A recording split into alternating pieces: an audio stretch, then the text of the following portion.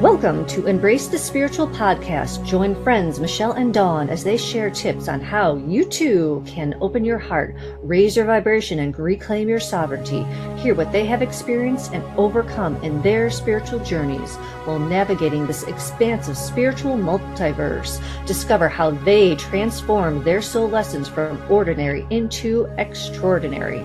Follow, subscribe, and share Embrace the Spiritual Podcast on all streaming services, including YouTube. Follow us on Instagram, Facebook, and TikTok, and visit embracethespiritual.com for bonus content. To book a quantum energy healing session with Dawn, visit her website at alchemy-sacredsound.com. To book an SRT session or Reiki and Tuning Fork classes, visit Michelle on her website at energeticembrace.com. Welcome back. We have an exciting episode. We are going to be talking about winter self-care. And I know that some of our listeners are not in those winter months. They are in the summer months. If you are in the summer months, do the most likely the opposite. Except I am going to mention something for your lymphatic system. And honestly, it all depends on what's going on energetically with you. So I'm just going to start off. I have been seeing my Chinese healer for 4 years. And when I started, he's like, your chi is not flowing. I said, all right, what do I do? He's like, ginger every day, chai tea. Well, guess what? My chi is flowing so well, and we had such a up and down of cold, hot, cold, hot. My lungs were like on fire from that heat and then cold. So I actually had to stop taking ginger and chai tea because my system was so flooded with so much energy. My lymph nodes in my neck and under my arms and my chest, like I could connect the dots. It was like that bad. And I thought, okay, maybe I'm getting sick. Do I need oregano oil? Well, I was on oregano oil for 2 days and I'm like, nope, this doesn't feel right. It was not doing anything. So I ended up messaging him. I said, what is going on? He said, so many people in this area with the up and down of yo-yoing temperatures are having a hard time energetically adjusting. So all the heat was being stored in my lungs and not being able to escape. So I have been doing grapefruit juice and pear juice to cool my lungs down, and it's been working. And also I have been doing a blend of essential oils that have lemongrass as the main ingredient to cool my lymph nodes down because they were hurting so bad. So I know that while we are in, winter, right now my body is thinking that it's summer. And honestly, when you feel something wrong, energy test it. Am I hot? Is my chi overflowing and going crazy, or is it going lower? And I knew that I was yo-yoing back and forth because when he works on my body and when he gets to a certain point in my calf, I can feel the meridian line from my calf to my pinky toe, and it hurts because the energy is congested. So I knew that, it was like kidneys and lungs. And I just did not realize that we think that, when we get sick, that it's a germ. But in my case, it was not a germ. It was energy being congested and not being able to flow through and out. And I just love this as you become more in tune with your body and stuff. And it is self-care that you can diagnose and clear yourself. Now, this is not always the case. And if it was more to it, I would have gone to my doctor or just putting this disclaimer, but this is what has worked for me. So whether you're in summer or winter months, just be mindful, because I was looking up essential oils to unclog your lymphatic system.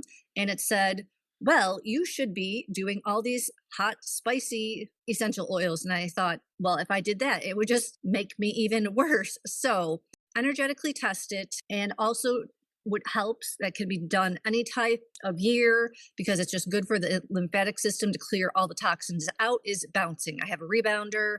I bounce for 5 minutes. I play 2 songs and I sing to them, and the cats end up running around because they think it's funny to run under the bouncer while I'm doing this. I don't know, they get crazy. Like, oh, mom's going to do something, we're going to act silly. So self-care is just so easy. We just don't think of it as self-care because we haven't been taught to take time out for ourselves. I can just visualize your cats doing that under the rebounder. That is so cute. But what a great idea to move those toxins in your body. I've got a vibration machine and it is sitting unplugged, which does not do me any good for helping with my lymphatic system. So thank you for that reminder that, I've got these tools, and I think so many of us have these tools around us, and we just need that little gentle reminder that sometimes it can be something so simple as a vibration machine. Mine's a little bit bigger. We got it quite a while ago through a friend that was selling them at the time, so we wanted to support him. But I know they've got ones, I think a friend of ours has one that's more the vibration plate. But that's a great way to flush those toxins out of your body, because it doesn't matter what size, shape your body is. We store toxins in our body. And sometimes, like Dawn said, if we have things that are heating our bodies up, creating more inflammation, it's going to hold on to those. So great way. I wanted to talk a little bit about self-care for winter season, something that I think many people experience, and I know in the past I have experienced this as well, is the seasonal affective disorder. They call it SAD, S-A-D. Official description is it's a type of depression that occurs during specific times of the year, typically in the fall and winter months. And the reason that happens is that's usually when we lose our sun. And when I lived in BC, in British Columbia, Western Canada, the area that I was living in was in a valley. So the fall and winter were really dreary and long. And so it was quite a struggle for a lot of people to keep their mood up. And normally we would use the sun. So thankfully moved back to Alberta, where the sun is out for a lot of the winter, albeit a lot of times we have quite cold weather. But the sun is what helps. That vitamin D, we'll talk about some different ways you can get added vitamin D, but with this seasonal affective disorder, I mean, a lot of times you lose interest in your activities. If you're not kind of sure what this is, you might have some like, I'm not as worthy, or those kind of hopeless thoughts. Maybe you're withdrawing from social interaction. Yes, maybe it's colder where you are and harder to go out. You might experience some sleep or appetite problems, lack of energy, decreased libido, difficulty concentrating, making decisions. Like, that's quite a list of something that, isn't necessarily full on depression, that maybe needs to be treated a different way. But interestingly enough, it can rarely happen in the summer. So for those of you that are in a different climate, it could happen in that time as well. So just kind of keep an eye on that. But typically kind of that September to March, that fall winter time. And when we don't have that sunlight exposure, it essentially disrupts our own natural circadian rhythms and our serotonin levels. And that's what leads to that kind of depressive state. So I'll also disclaimer, we're not medical experts. This is just based on our experience of what we have done for ourselves, or we know what has worked for other people. So there's no real cure for it, so to speak, but there's lots of things that we can do to help those symptoms. One of the things that I've used in the past is light therapy. So there's things that you can buy. I'll throw an Amazon link on our Embrace the Spiritual website. But these light therapies, if you haven't already seen these, they can be an amazing tool to help you get through those winter months. And what it does is an LED light. They've got I'll talk about the variety that they have, but it's essentially a light that can mimic the sun in producing that vitamin D and raising those serotonin levels and helping you get back into your natural circadian rhythms, which will help you sleep. Now, I know lots on the market. Now, I think back when I had used one in the past, there was just a white one. They've got a blue light one, they've got a red light one, they've got a green light one. In the research that I have done on these, and granted it's not extensive research, I would personally choose just the white one. I think there's enough information out there that the blue light from our phones, I think we have enough exposure from blue light, and it's not necessarily has positive research or anything on it. So why, I don't know. I don't want to expose myself. I've heard green light is a little more expensive, but it's a better option than the blue light. And then, of course, red light. Well, I know on my phone, I have it changed the color filter at night. I change it to a red light, so it's a little bit gentler on your body and you're not having that blue light exposure right before bed. So using a light therapy box to help you get through the winter season, absolutely, that's a big self-care tip. You can use it at work, you can use it at home.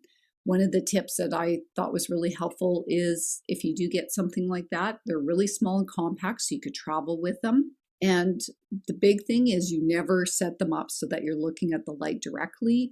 You always have it off to your side, kind of so your peripheral vision. That's how I had always used it. But now they're also saying if you've got the opportunity to put it on a shelf just above your eyes so that the light filters down into your eyes, that the effect is improved, I guess. So that's one of the tips that I wanted to share specifically for the winter season when, or it could be your rainy season, right? So you may not have a traditional winter, but you could have rainy season, even on days like today for me, it's quite overcast. And I said to Dawn before we started, I feel kind of tired. Didn't even think that, as I'm looking outside right now, it's overcast. So it doesn't mean that you're depressed and have some, serious condition that maybe you need to seek additional support on. Don't judge yourself if you want to use something like this, because it is self-care, and that's really what we're talking about. You want to put yourself in the best position for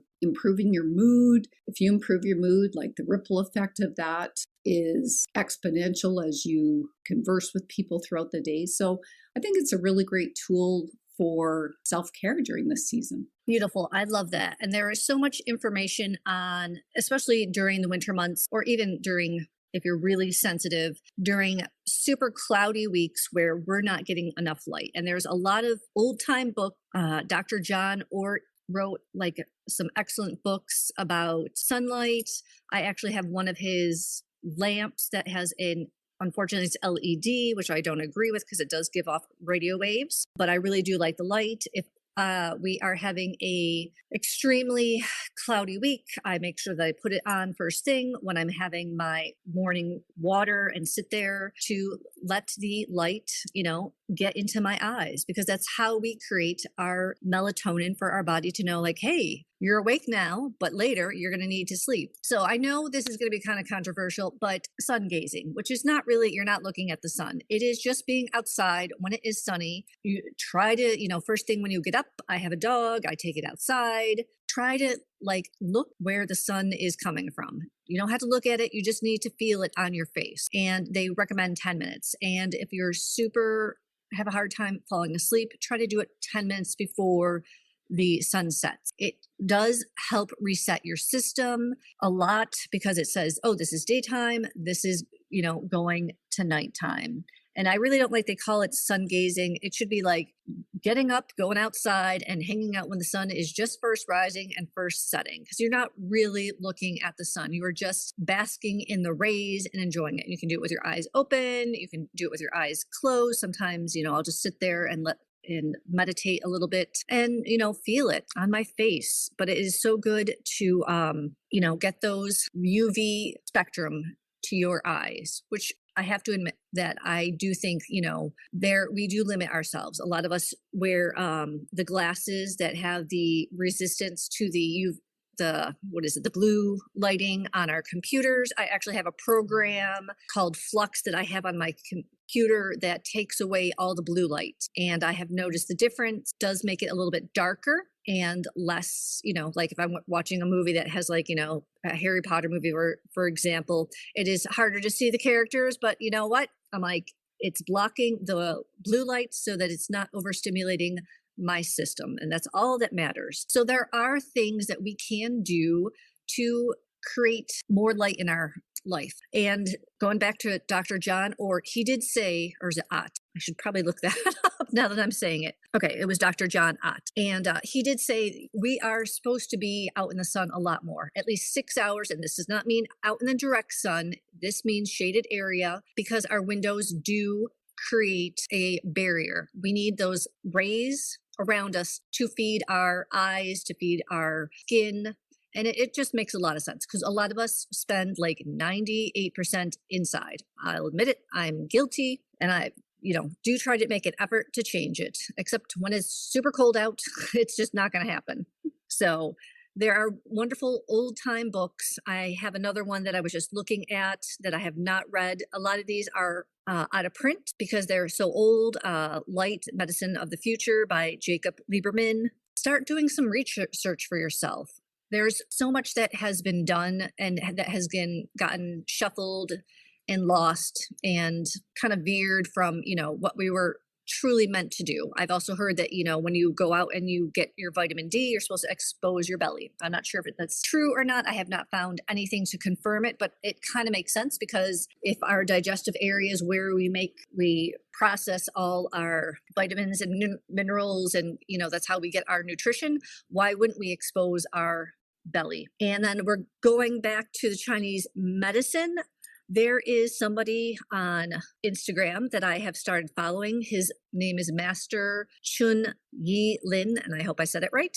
And he does follow the traditional Chinese medicine, where he stated November 7th, winter starts energetically. And he gives all these great tips and tricks for things that you can do for yourself. He actually talks about this self-care foot bath to strengthen your kidney energy, where you do it warm foot bath and you do it for, in the warm water for about 5 minutes. And then you put your feet in a room temperature for 3 minutes. And then you go back to the warm water for 5 minutes, and you do this a couple of times. But if you don't want to do that because you don't like feeling the chill of the room temperature because you run cold, then you just keep it in the foot bath for the whole entire time. And I thought, how many people go through the winter and their feet are ice cold and they can't get the circulation going? This is a great, super simple self-care tip. And it's so simple. It's like, why did I not think of that? We get wrapped up with, taking care of the household or jobs and work and our daily lives. And sometimes we just need to reach out and look for, hey, I want to up my self-care. How can I do this to help myself? Vitamin D, whether it comes from the sun or food sources or a supplement, in my opinion, is such a key element to improve your mood. It has so many health benefits, vitamin D. I didn't even realize really how many benefits vitamin D can have. And you don't really know until you are maybe deficient in it. And again, I don't have medical training, but the things that I've researched and naturopaths that I have been to and other medical professionals I've talked to, the levels of vitamin D that the regulatory agencies put out are too low. So if you're following those guidelines, they are too low. Most times you can double depending on where you're at. So Dawn made a great point early on, muscle test. Muscle tests, if you're taking a product, is this right for me? Do the body test, yes or no. If you go forward, it's yes. If you go back, it's no. Should I take it more often? Just ask a bunch of yes, no questions to get to maybe a level of vitamin D that would help. And taking that vitamin D, yes, it's going to help your mood, but it's going to help your bone health, osteoporosis, immune system support, cardiovascular health, the C word prevention. Some of these may be, a little contentious for some people, but it's not going to hurt to try. Unless you have something that, no, I can't take more of this. I don't know what those might be. I know there are some conditions that can limit your absorption of vitamin D. The one that I'm familiar with, because I'm lactose intolerant, that can actually inhibit your absorption of vitamin D. So in that case, I actually take even more vitamin D to be able to get me to a good level. Helps your oral health. Vitamin D can help prevent tooth decay and gum disease because it promotes that calcium absorption. Here's a big one I never knew. Vitamin D can aid in weight loss and maintenance, and it helps regulate your appetite and metabolism. So here's all these amazing benefits over and above improving your mood. And really that's what we're talking about this episode, is those self-care tips. Why not take the self-care to the next level to improve your health in so many levels and so many areas? Some of the ways that you can boost your vitamin D that I wanted to share quickly. We've already talked about the sunlight exposure, so that 10 to 15 minutes. As Dawn said, I mean, you're not staring into the sun. You close your eyes. That's how the sun gets through into your body, and through your eyelids. That'll help convert and create that vitamin D that your body can naturally make. Dietary. Those fatty fishes, if you like fish, salmon, mackerel, sardines. I'm not a sardine fan, but fortified dairy products, if you can eat dairy, egg yolks, mushrooms like shiitake or portobello, but you can check food labels for that vitamin D fortification. Of course, supplements we've talked about. I take a vitamin D3 supplement. They're more effective than a vitamin D2 in my research. And we've talked about the light therapy, orange juice, like foods and beverages that are fortified with that vitamin D, maybe some oatmeal yogurt. Do some research, what's going to make sense to you. But those are some great ways to boost vitamin D in your body and take advantage of all the benefits it has to offer.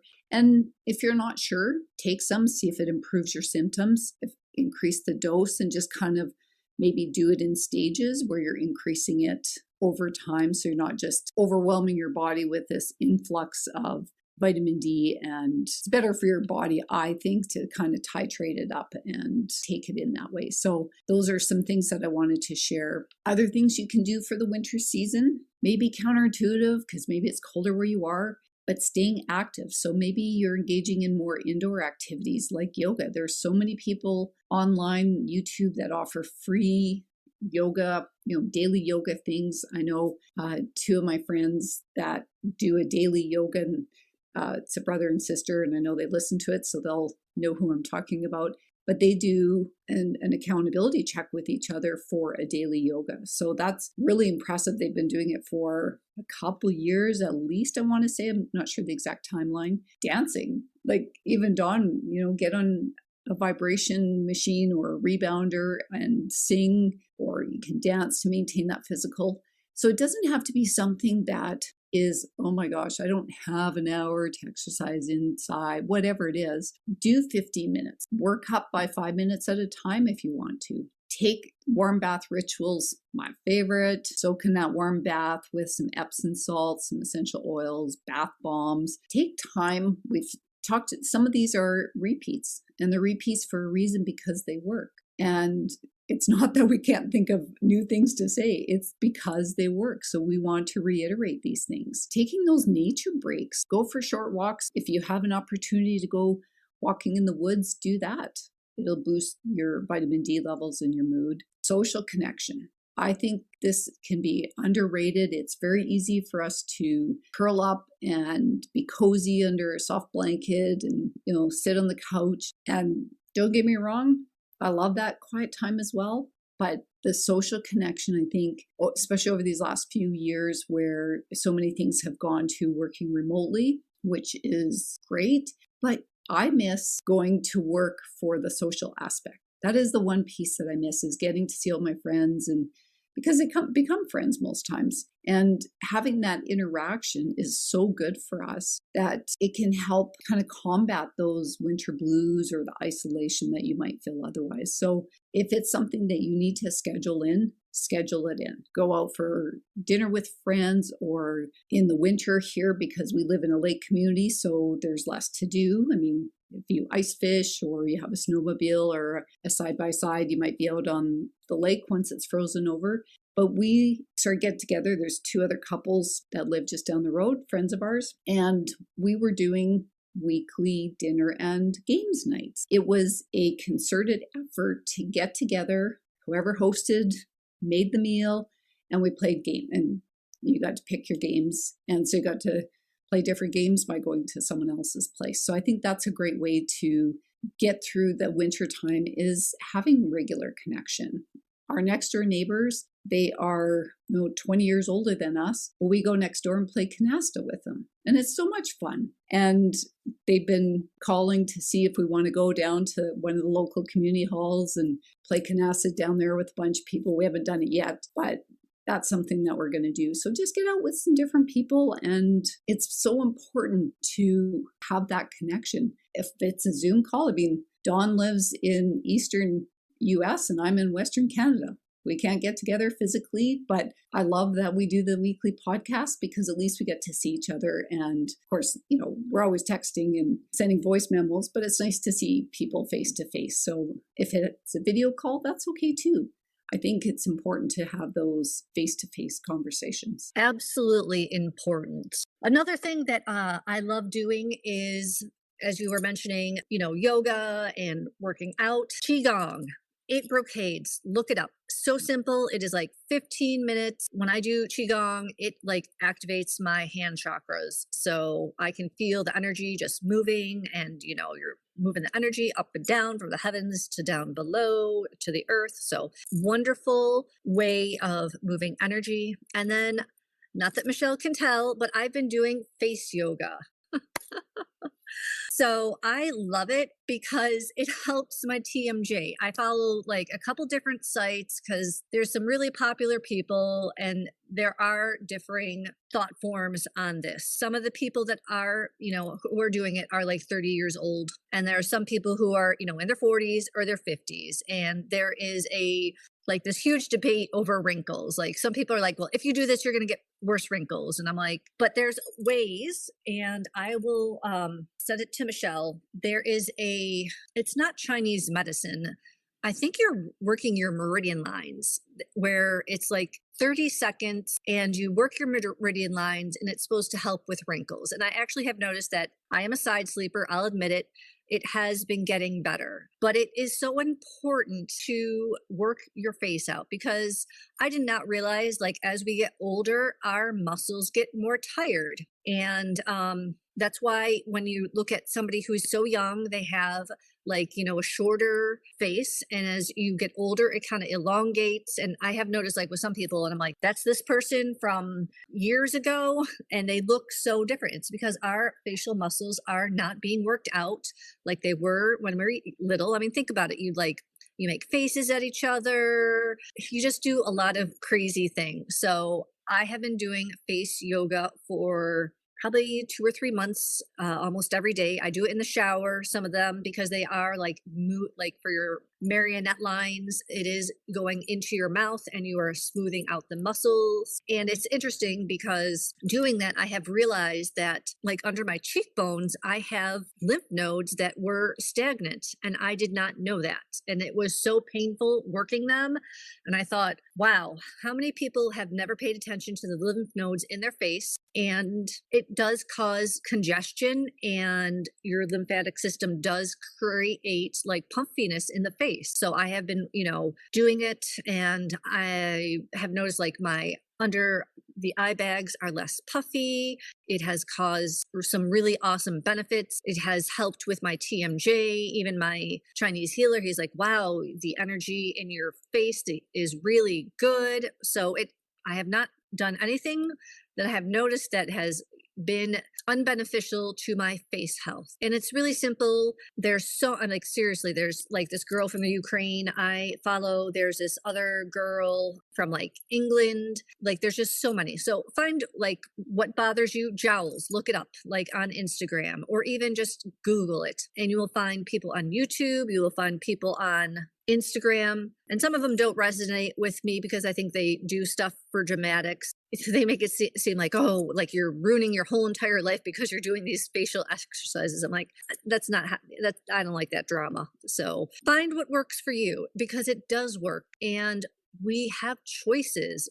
I love Pilates. I know Michelle mentioned yoga, but if you ever look at Joseph Pilates, who created the Pilates program, he never had a Pilates machine. It was all floor exercises. And unfortunately, he did pass away before his time because there was a fire, but that man was so strong, he was able to support himself after he fell through the floor for a good long time because he was so fit.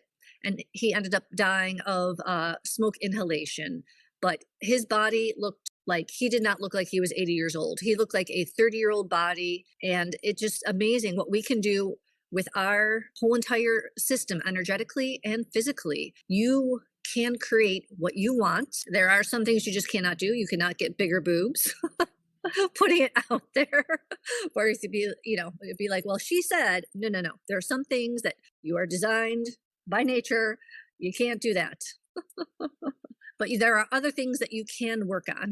I'm so glad that you brought up the face yoga. And yes, it is hard to tell on Zoom, but Dawn's always had such a slender face anyways, so she always looks good. Absolutely, doing something like face yoga. There are so many acupressure points and meridians that run through the head. So a few months ago, I took a Tuning Forks facial class. And I was even amazed at how many points are running through the face. You have gallbladder, you have bladder meridians, you have stomach, you have small intestines, you got large intestines, your triple warmer, your governing vessel, your conception vessel. You may be thinking, what the heck are these, Michelle? But one, I wanted to talk specifically about the conception vessel. There's a point, it's called CV24. So it's a point under your lower lip in the middle, in that little depression between the point of your chin and the lower lip. In there is where you'll find this point. And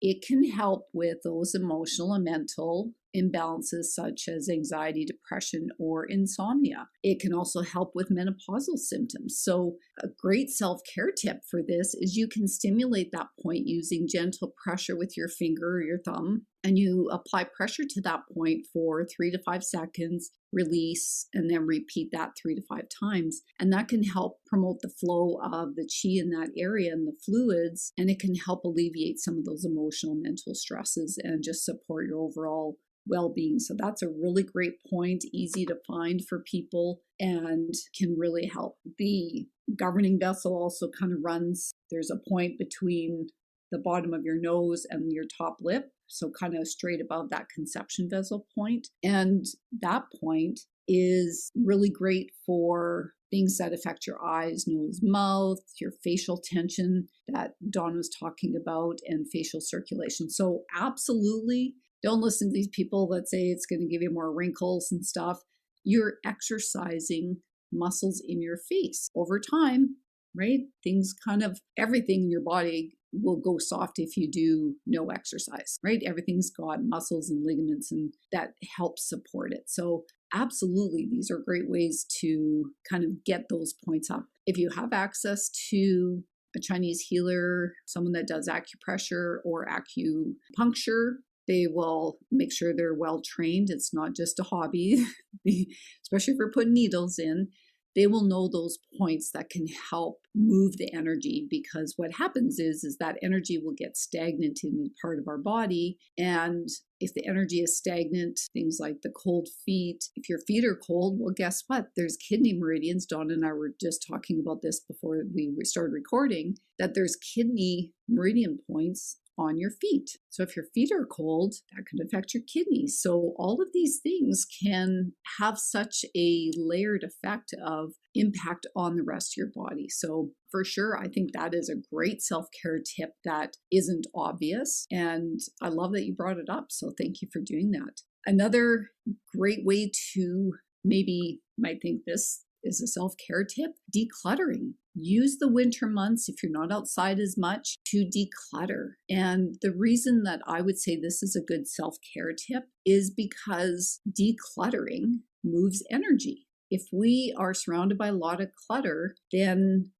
that produces stagnant energy within us as well. And we've talked about decluttering in the past, where set an intention, do small areas. Don't feel like this overwhelming, oh, I have to declutter this area of the house that, I close the closet door and I never look at, but do a bit at a time. Find a friend who likes doing it. I am so blessed that one of my good friends loves to do this kind of stuff. And so I had her come over and help me organize my closet in my office and the closet in my bedroom.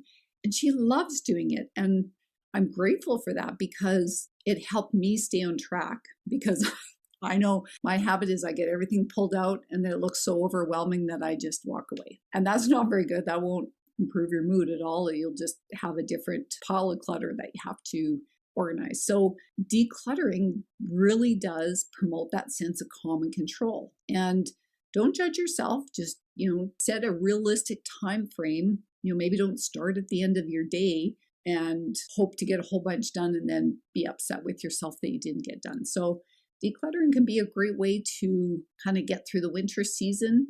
And another great way, plan ahead. Schedule appointments and activities, like I was saying, maybe it's getting out with friends, gives you that kind of sense of purpose and structure. In the summer months, usually it's easier to just, I'm going to go do this or do this because it's nice out, right? We kind of do it weather dependent. But when we're in those fall, winter months where we're not wanting to go out as much, I think it's more important to schedule those activities, and it kind of makes you accountable as well, especially if you're going to meet somebody, to get out of the house. Another one, hobby. So if you don't already have a hobby, find a hobby. Make it easy. If you're painting, reading even. So many of us love to read that don't make the time to read.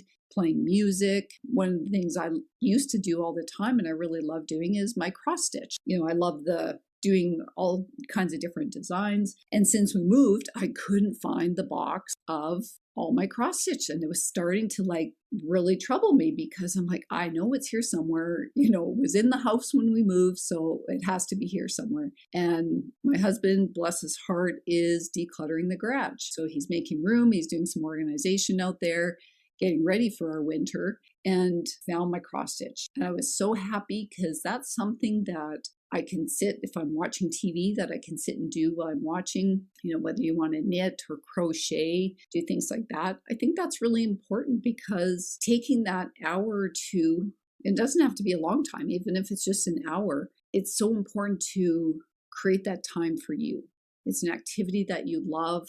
Painting, I do paint by numbers because if I had to just paint on a blank canvas, I'd be stuck. And I love paint by numbers because it still gives me the creativity, but it's a little more structured and I can put it away. It's easy to kind of bring out and put away. So I really like that as well. So I think hobbies are another great self-care tip because we're putting ourselves first of something that makes us happy, sparks our creativity. So it exercises that right side of our brain, gets us out of our left side or thinking analytical minds, and having that joy. That's really what it's all about, is creating joy in our lives. So many good points. And I absolutely agree about the clutter. I have been decluttering since the summer, and my youngest turned 20. And I'm like, you know what? There's some projects that I bought supplies for and we never did. So they're going to be gone.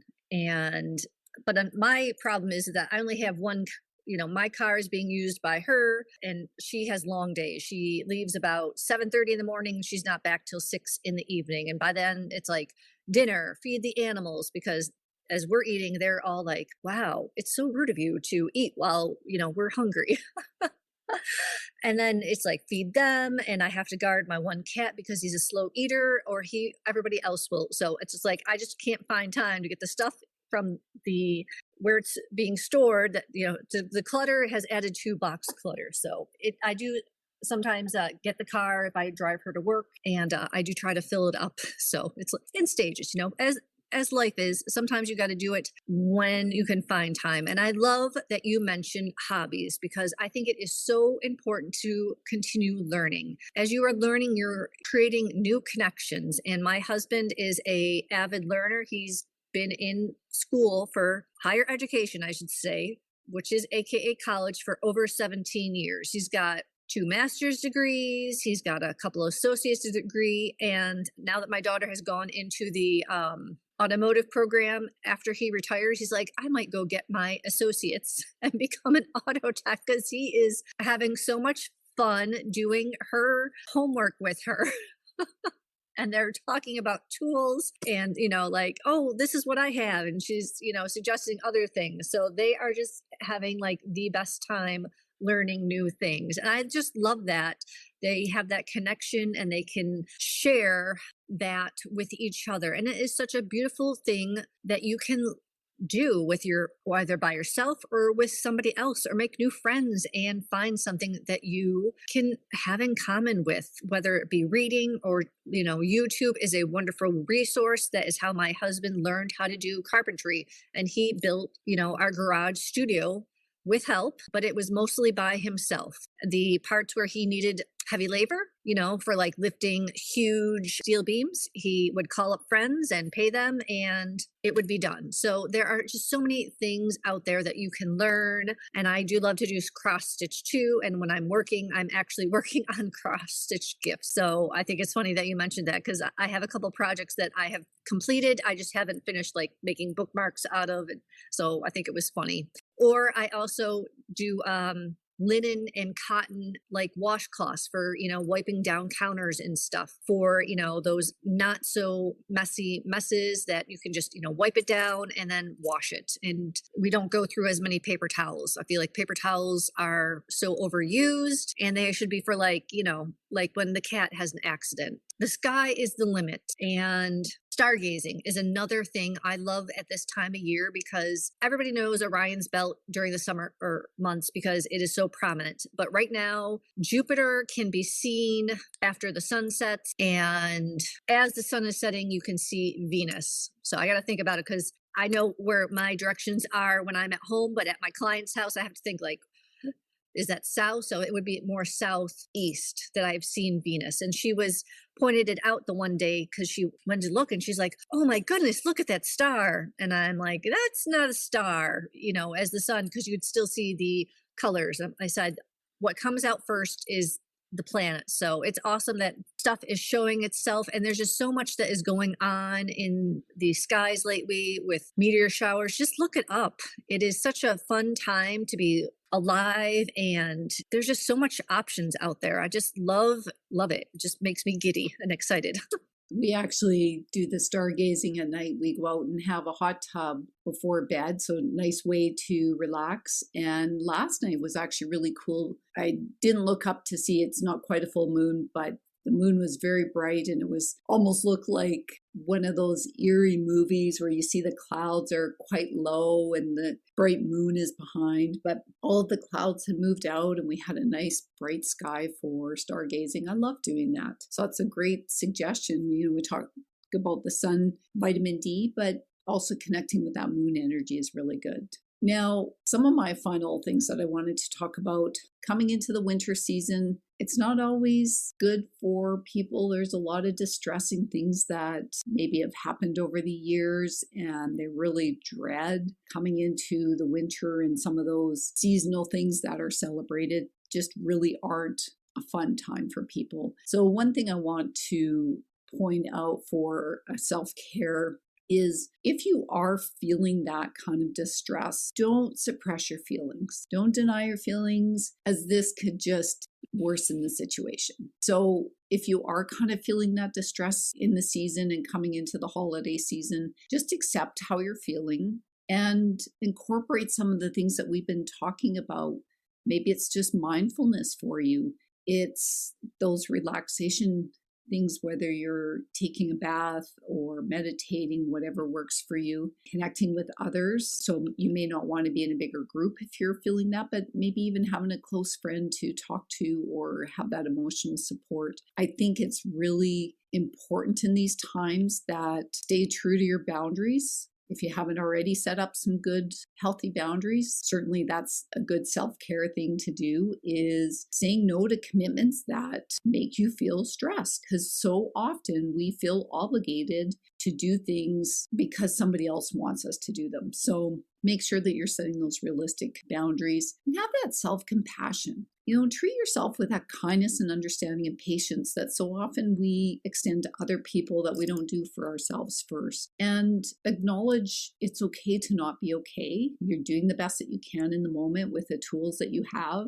It is our goal through this podcast to give you those tips that can help shift you out of that place of feeling like, maybe you don't have people around you or support, and help give you those tips. So I think it's really important. Get little bits of exercise, start small if you're not already doing regular exercise. One thing we haven't talked about is eating nourishing meals, eating cleaner. It doesn't mean you're eating salads, but eat things that aren't processed, because it's just harder for your body to digest and you're just going to feel crappy. So even though you want to turn to what we say is comfort foods, try to replace that with something else, replace one by one. Get enough sleep. Even if you lay in bed, get to bed at a regular bedtime, read. I always make it my goal to read at bedtime because sure enough, I start falling asleep.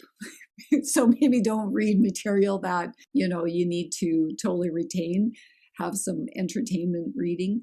And like we talked about, those hobbies, those creative things, engage in those activities. So I think if, you are feeling these times of distress or that seasonal affective disorder, if you incorporate these things a little bit at a time, you can do them all, but at least start incorporating some of these activities and these self-care strategies. And with that self-compassion, having patience for yourself, things will improve. I love that you mentioned, self-care when it comes to dealing with other people. I have a story. It's perfect for this. My youngest just had her birthday and she was having brunch with friends and was going to go visit my mother-in-law.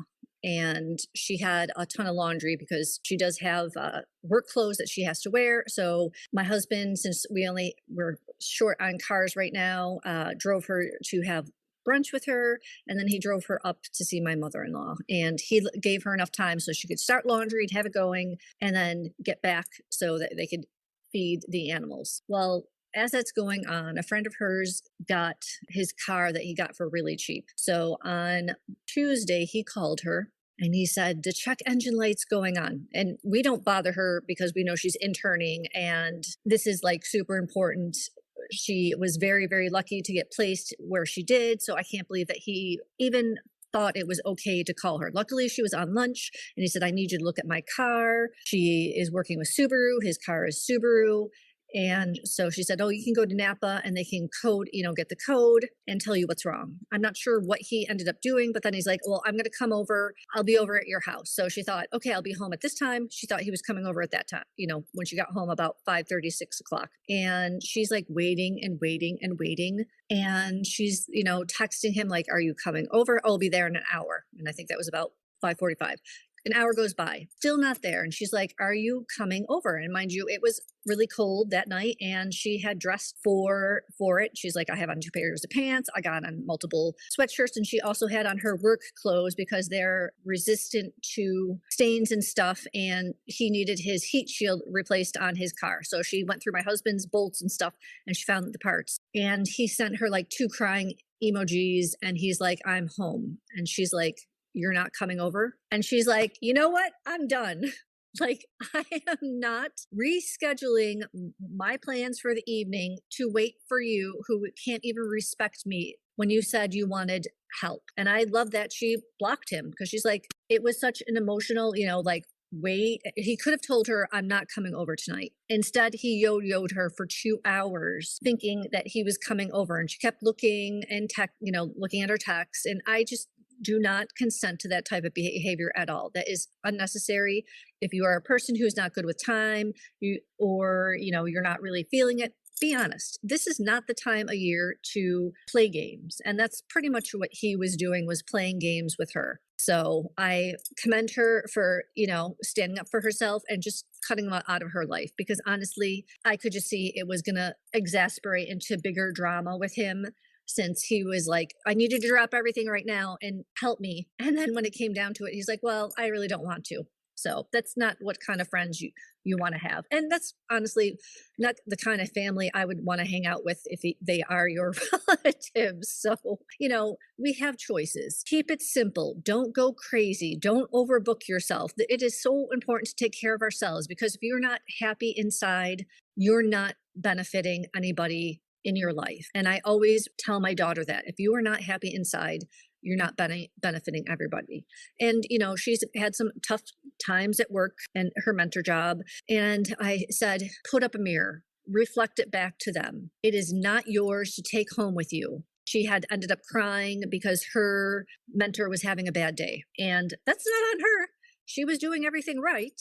It was him who was making the mistakes, not her. She was just there observing and learning. So do up those mirror shields, reflect it back to them, tell yourself, this is not on me. This is their problems. And know at the end of the day, you can do some deep breathing and let it go. So by incorporating these self-care strategies into your daily life, you're going to be better equipped to cope with those distressing situations, maintain your overall well-being, which is ultimately your number one priority. And just remember, self-care is not a one-size-fits-all. It's different for everybody. Experiment, find out what works best for you, and just be that best version of you that you can be. Follow, subscribe, and share Embrace the Spiritual podcast on all streaming services, including YouTube. Follow us on Instagram, Facebook, and TikTok, and visit embracethespiritual.com for bonus content. To book a quantum energy healing session with Dawn, visit her website at alchemy-sacredsound.com. To book an SRT session or Reiki and Tuning Fork classes, visit Michelle on her website at energetisembrace.com. Infinite love and gratitude. Thank you for joining us.